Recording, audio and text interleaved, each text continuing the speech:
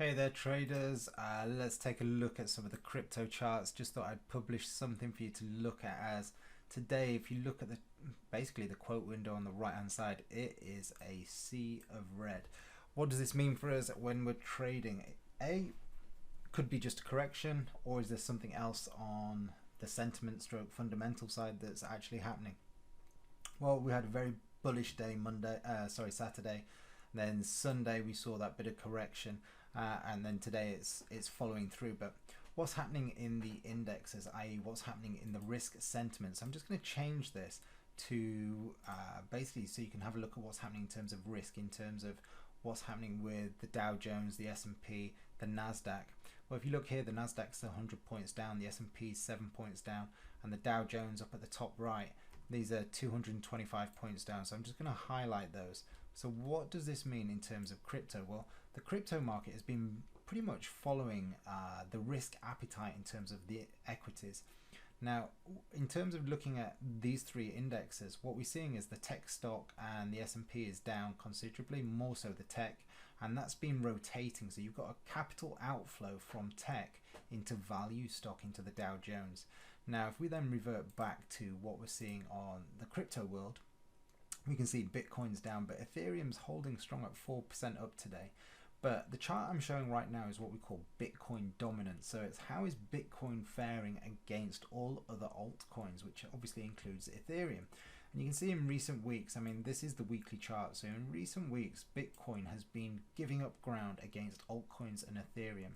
So what does that essentially mean? Where should we start looking at trading this market? Well, Bitcoin hasn't really moved. Bitcoin, if we look at it as a chart, has been sort of trading within that $48,000 to $62,000 range barrier, which is probably why you're seeing Bitcoin dominance getting hit right now, because altcoins and Ethereum are rallying, whereas Bitcoin for the last, since February, has been sat in basically a $18,000, $20,000 range. It's been chopping at peak highs at 65, and then you could say the low over here around 45, 42.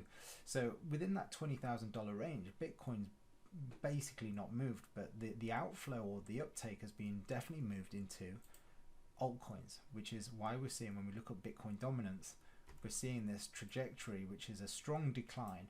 But where should we start to potentially see Bitcoin buyers come back into the market? And this is obviously going to be a key sort of transition for altcoins. Why? Because maybe the profit from altcoins will be transferred back into Bitcoin as we see that rotation, because as Bitcoin dominance does start to, let's say, move back to the upside, you'll see Bitcoin either strengthen or continue or start to weaken. But then what will happen is altcoins will either weaken faster, or if altcoins continue to go up, they'll go up at a slower rate to Bitcoin.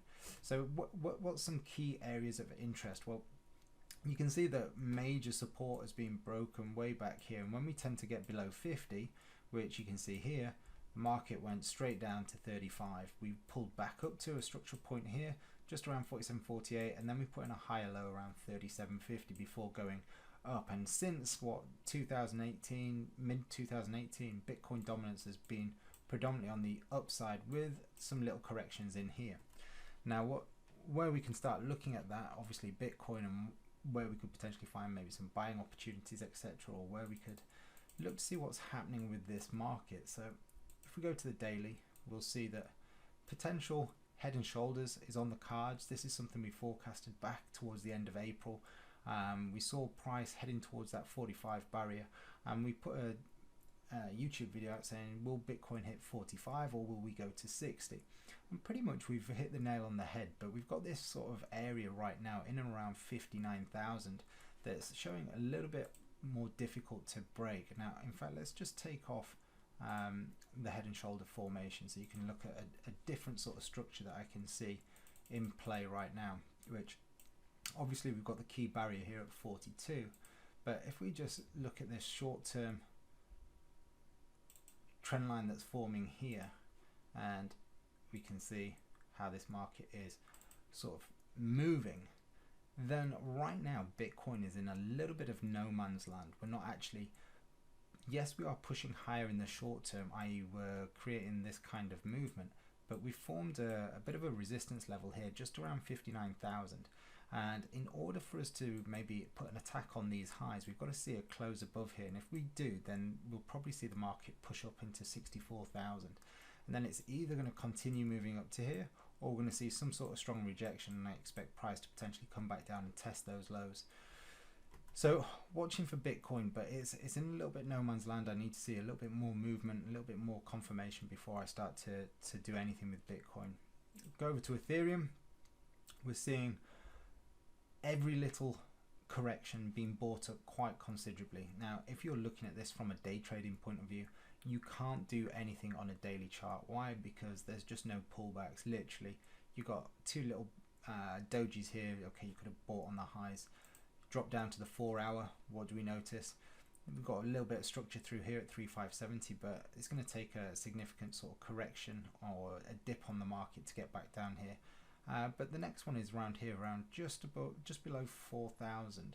And if we go down to the hourly, you'll see that level. Market's come into it twice today, tested, had buyers pull back in, come down, testing that zone again, buyers have stepped back in. So if we break through 4,118, create new all-time highs, I expect to see this market continuing to be bought up. But it's obviously going to be very aggressive with stop losses. BNB, another market that we like, not just technically but fundamentally. We did have a push through, creating new all-time highs today, but obviously as the market's rotated and we've seen the risk sentiment shift a little bit, we've seen the market decline. We did take a position on this back here when the market was up at around 656. We looked to be buying around 635 with initial targets of 680, which we basically took a small position of our trade-off here.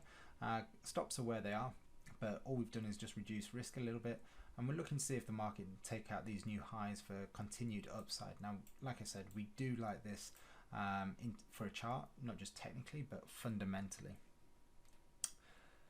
Solana, another great crypto that we like fundamentally, but looking for places to potentially looking for more buys or opportunities.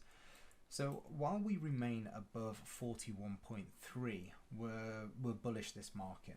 If price breaks down through there, then we're going to wait for a deeper correction to look for some buying opportunities. So it's basically how you want to look at using this market in terms of investment or day trading.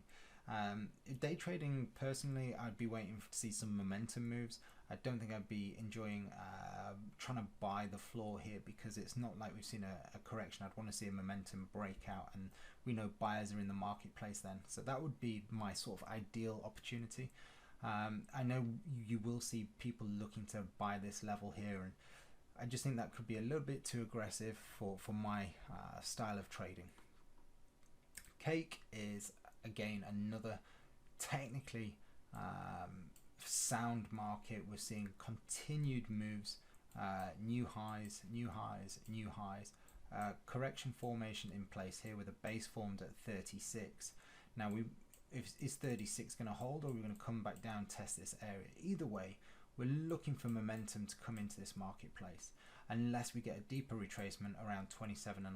If that happens, fantastic. I'll be looking for buying opportunities in and around this area to get long. Alternatively, I'm looking for a momentum breakout, and then we'll look to trade this one to further and higher upside. Why not? Let's take a look at Dogecoin, and then I'm going to call it a day for today. However, if there are any charts that you would like us to focus on in coming days, please just make a comment below, and we will happily share our technical ideas with you. So Dogecoin, it was here when the Doge father, Mr. Musk, decided to host Saturday Night Live. We got the ramp, we got the pump, everyone was buying into it. Saturday Night Live came, then we had the big sell-off. It was a classic case of buy the rumor, sell the news. The market came back into structure here. The volume that had been traded on Dogecoin was unbelievable. If you have a look at the amount of trades that were taken and the volume traded in Dogecoin over the last week, was absolutely phenomenal. So there's a huge amount of buyers out there, but just beware, because it is a meme stock and it is one all on hype. Just as fast as it moves up, you can see it can come down just as fast, but 45 cents is definitely going to be an area of interest. See if those buyers do still want to try and take this coin up to $1. It is being talked about all over social media, but you know, forget what social media says. What do the charts say? If price comes back into a buy point and we're still seeing buyers show up, then opportunity could present itself around 45 cents. All right, traders, that's it from Mark today here at Trade and Train. We look forward to seeing you tomorrow with any sort of technical breakdowns or charts shared in our free Telegram channel. Have a great night. Bye bye.